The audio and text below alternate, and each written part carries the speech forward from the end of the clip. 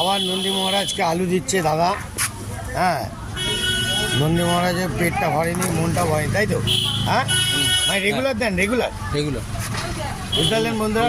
হ্যাঁ, রেগুলার যখন আমি সময় পাই আর কি। ও আচ্ছা, মানে এখানে আসলেই তো দিতেই হবে। যখন যখন ওর সাথে আমার দেখা হয়। নন্দী মহারাজ তো আসেই। তো ওই দিক করে খাওয়া তো, ওই দিক করে। ওই তো ওদিকে ওদিকে ওদিকে নন্দী মহারাজ, নন্দী মহারাজ, যাও যাও যাও যাও যাও যাও, ডাকছে ডাকছে ডাকছে ডাকছে ডাকছে,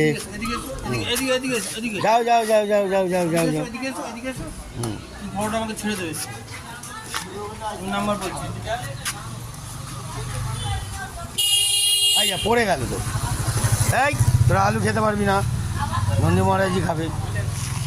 আরে খাওয়াতে পারছি না, ওকে এদিকে টানতে আর টানতে। হ্যাঁ, এদিকে এদিকে এদিকে এদিকে আয় আয় আয়, এদিকে আয়, এদিকে আয়। আরে নে আবার রুটি আসছে, রুটি ওদিকে আবার রুটি, অনেক রকম রামায়ণ আসছে। হ্যাঁ, রিল্যাক্সে খাও। ওই জন্য অনেকক্ষণ ধরে অপেক্ষা করছিল। আলুর সঙ্গে একটু রুটি না খেলে ঠিক জমে না, বুঝলেন? হ্যাঁ, গুড শট।